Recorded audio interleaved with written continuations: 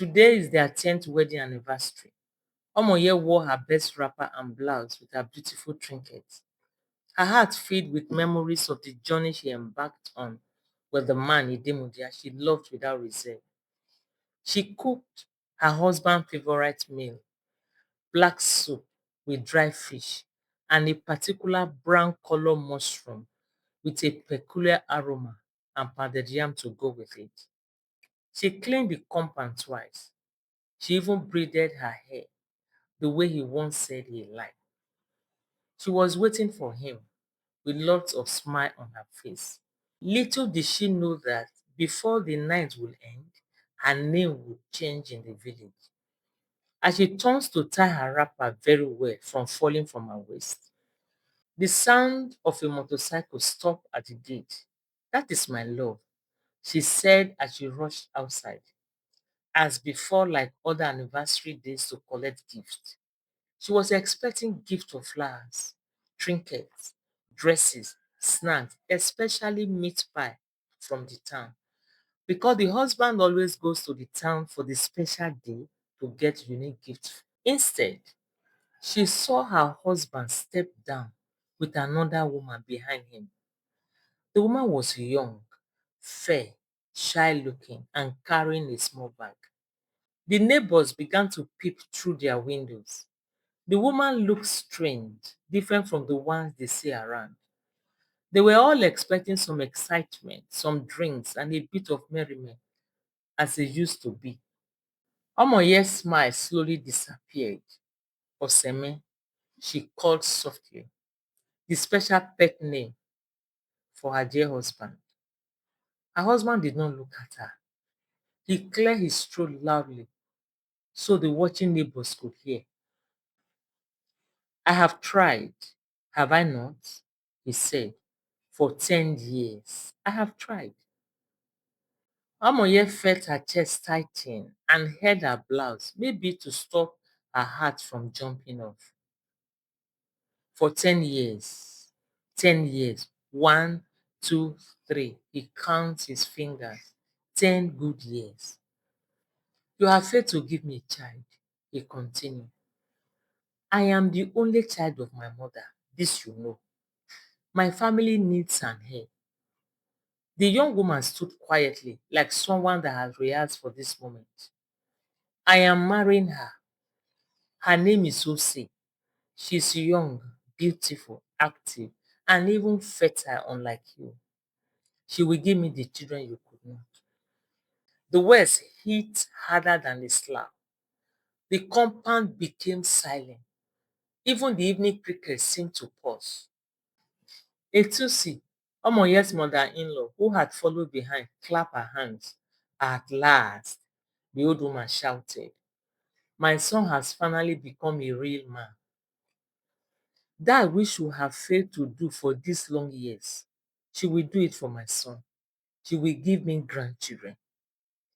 A few neighbors murmured. Some shook their heads. Others enjoyed the drama. Omoye looked at the young woman. The girl avoided her eyes. Idemudia walked past Omoye as if she was a stranger. Prepare the spare room, he ordered. Omoye looked at her with surprise. Oseme, no, no, don't even call me that. Give me children, even if it is one. Is that too much to ask? Her throat burned. See, he continued, mop the room, remove all the dust, make sure the bed is well laid. For a moment, she wanted to scream. She wanted to say the truth. She wanted to shout. You are the one with the problem, not me. This is because 3 years ago, a doctor in Township Hospital, where they went for treatment, had told her quietly when she went for the result, your womb is fine. Your husband's sperm count is very low. She had cried that day, not because of herself, but because she knew what that truth could do to his pride. So she kept quiet. She protected him. She protected his pride. She was told that some herbs could remedy the situation, and she has been giving him the herbs in the form of soup and tea. And tonight, This was her reward. But she swallowed her pain. She strengthened her wrapper. And in a calm voice that surprised even herself, she said, God sees everything. Her husband laughed dryly. Let us see what your God will do. That night, the spare room was opened, clean, and set in order. Like before, the village was alive with drums, laughter, farm and market activities. Ose's pregnancy became the talk of every home. Finally, neighbors shouted, dancing with a Tutsi Idemudia's mother. Now, she will give your son what he deserves. Even the local market women pointed fingers at Omoye, whispering behind their shade, see, 10 years wasted. And she still serves in the house. I wonder what she's still doing in that family after she had toyed with her youthful age. Omoye walked quietly through the village market that morning. The sun burned her skin, but she did not complain. When children called her dry tree, she only smiled faintly. Inside her chest ached. At night, she continued her secret routine. First, kneeling in silent prayer. Then night vigils where her only words were, God, let your will be done. Then secretly, she went to the hospital. A young doctor checked her again and whispered, nothing is wrong with you, madam. You are healthy, truly healthy. She bowed her head. She wanted to shout, to demand justice, but she only said quietly, Lord, my time will come. I trust you. Meanwhile, Idemudia grew proud. He walked confidently around the compound like a king. He borrowed money from friends to build a special room for Ose. For he said, the mother of the family's hair needs a special place. He bought new motorbike to show off in the village.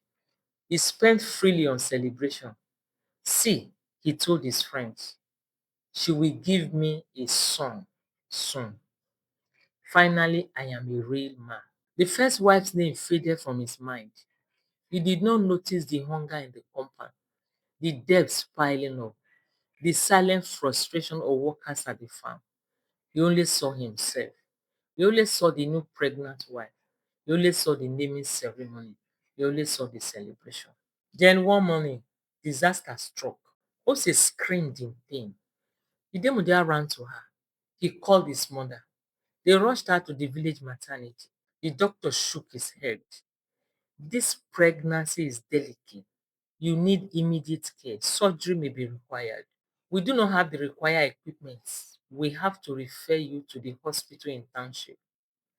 Idemudia's smile vanished.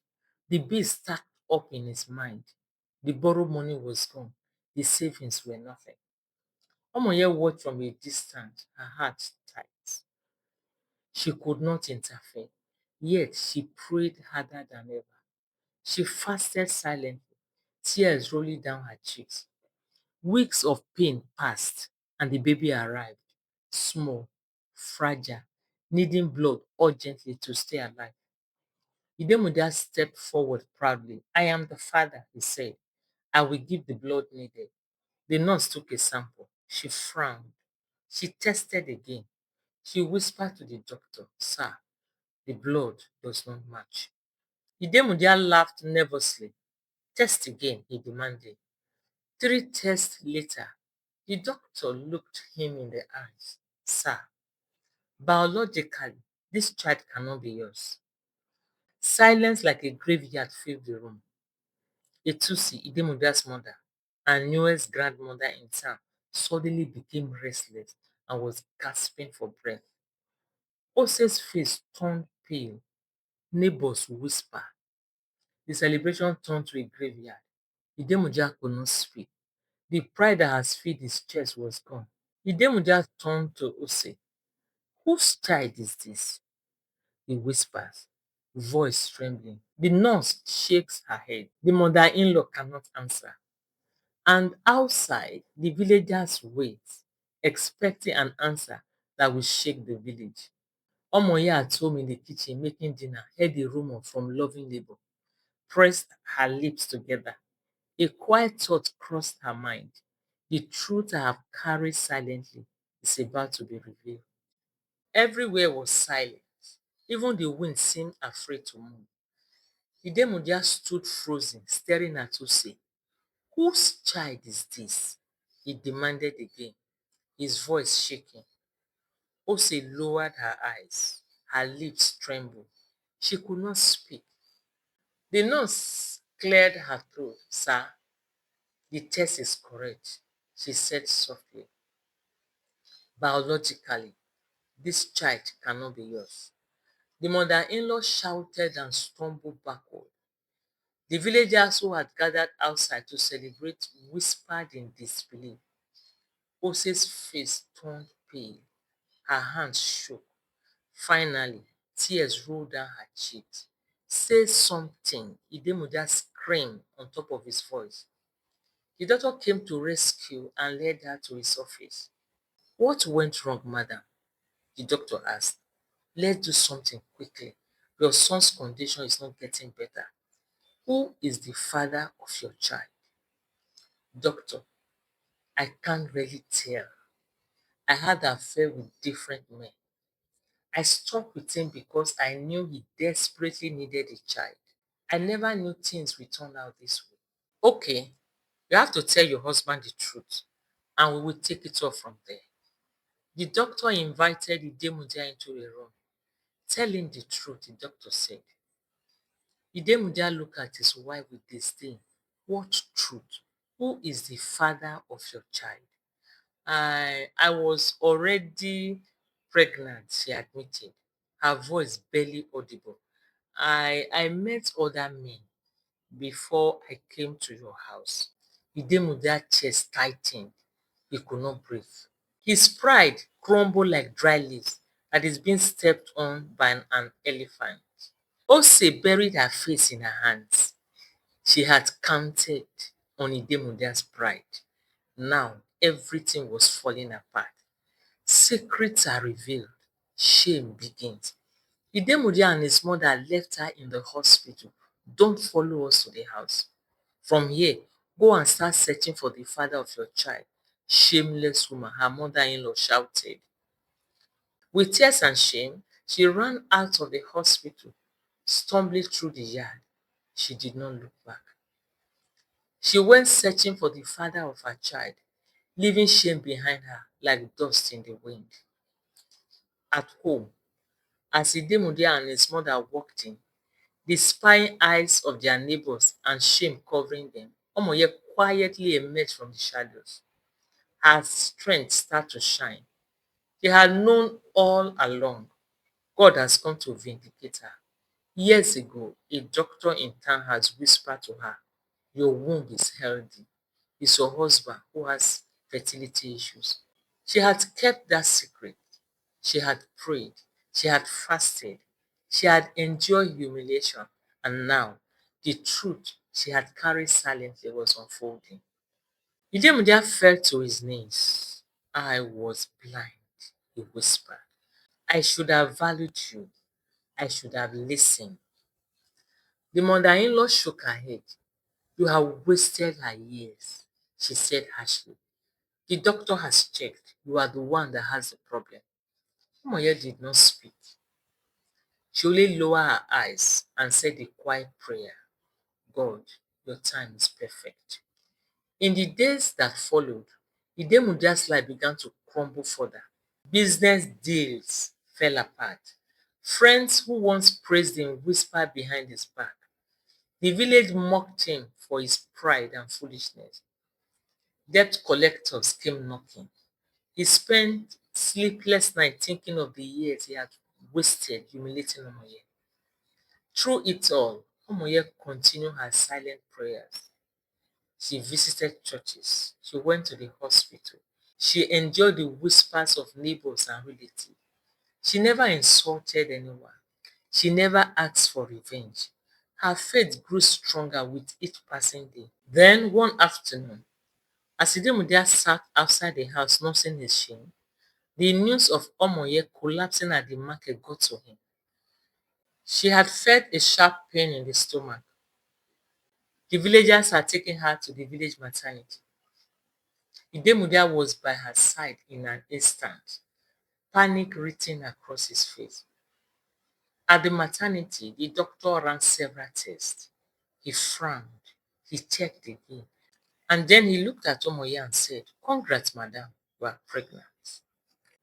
Weeks passed slowly into months. Omoye's belly grew, a quiet, steady reminder of God's unseen hand.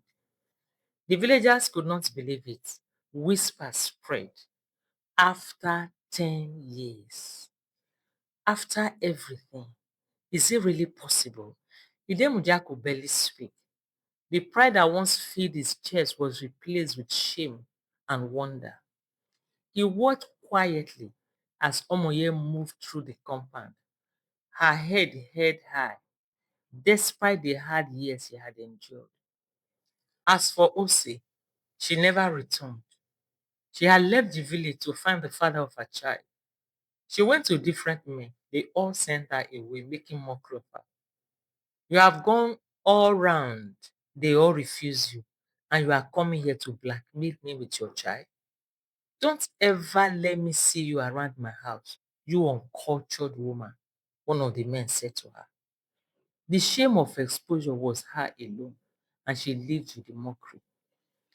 Omoye continued her quiet routines, churches on Wednesdays, then night vigils, medical checkups. Every step, a prayer whispered, "God, let your will be done." Her husband, humbled and broken, tried to speak to her, but Omoye only smiled faintly. She did not scold him. She did not cry for revenge. Her time of patience was about to pay off because the table was turning. One stormy night, Omoye went into labor. The doctor, who had watched her patiently through the years, was on ground to help out. The mother-in-law and a few neighbors gathered outside, anxious and fearful. Hours passed. The cries of newborn finally broke the tense silence. First, a boy, strong and healthy, then a girl. Twins, the villagers shouted for joy, dancing and singing busted out, using any material available for instruments of praise. The mother-in-law fell to her knees, tears running down her cheeks. Even Idemudia could not find words. He stood far from the wife and the babies, confused on what to do, uncertain on how Omoye was going to react to him. Omoye held them both, her eyes shining with unshed tears. The boy, the long-awaited heir, Enakhe. The girl, God's unexpected gift, Esohe. She whispered softly. My years were not wasted. God knew my pain and he multiplied my blessings. The miracle shook the village.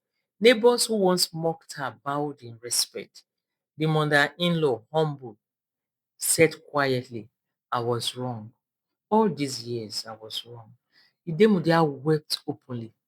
"I see it now," he said. "I see what I lost and what I almost destroyed." Omoye did not shout. She did not scold. She only held her twins close and prayed silently. What God cannot do does not exist. Outside, instruments of praise continued to beat, not for celebration of gossip, but for restoration. The story of Omoye's patience, faith, and God's time is spread across the village. Children whispered about her courage. Women wept quietly for the injustice she endured. Men hung their heads in shame. The miracle was complete. The twins were not just children, they were proof. Proof that faith endures. Proof that patience is rewarded. Proof that God's power has no limits. On the eighth day, the day of naming ceremony, lots to eat and drink. Most importantly, the items for the ceremony were on the table: honey and sugar. The morning sun spread golden light across the village. Omoye carried her twins, a boy and a girl, wrapped in clean white cloth. Their cries were soft but strong, a song of hope that echoed through every corner of the compound. The villagers gathered. Neighbors who once mocked her now whispered in praise. Some bowed their heads, some wiped their eyes. The mother-in-law stepped forward slowly. Her head hung low, shame written on every wrinkle. I was wrong, she said softly. You were patient, you endured. You never cursed us, and yet God lifted you. Omoye smiled gently. She said nothing. Her eyes rested on her twins, her miracle, and her proof. Her heart whispered, this is the fruit of endurance. Idemudia stood a few steps back. He could not look her in the eyes. Years of pride, arrogance, and foolishness had crumbled. Finally, he fell to his knees. Please forgive me, he whispered. I was blind. I humiliated you. I did not see your strength. I did not see your faith. Omoye looked at him. Her voice was calm, firm, but full of grace. Idemudia, forgiveness does not erase the past, neither does it erase the scars. But God has given us a future. Let us walk in it. The villagers watched as she placed the ball Enakhe in Idemudia's arm. Then the girl Esohe in her own. Two lives, two blessings, two proof that God's timing is perfect. The naming ceremony began. They were prayed for by the elders. Food and drinks were served. Omoye spoke to the crowd. My twins are more than children. They are proof that delay is not denial. Years of waiting, years of pain were not wasted. What God cannot do does not exist. The crowd erupted in applause. Some cried openly, some whispered prayers of thanksgiving. Even those who mocked her once could not deny it. Idemudia bowed his head, humble, broken, grateful. He finally understood what it meant to honor the woman who had carried him through shame, patience, and faith. Omoye turned to him and said quietly, God's plan is bigger than our pride. He restores what was lost and multiplies it. Outside, the wind blew gently. The drums beat, not for gossip, but for testimony. The story of Omoye, the barren woman turned mother of twins, will be told for generations. The message was clear to everyone. Endurance is rewarded. Faith is powerful. What God cannot do does not exist. Thank you for watching. If you enjoyed this story, don't forget to like, subscribe, and share so you don't miss out of our sweet and captivating stories we have in store for you on this channel. And remember, no matter how long the dark hours may be, joy must surely come in the morning. See you on the next video.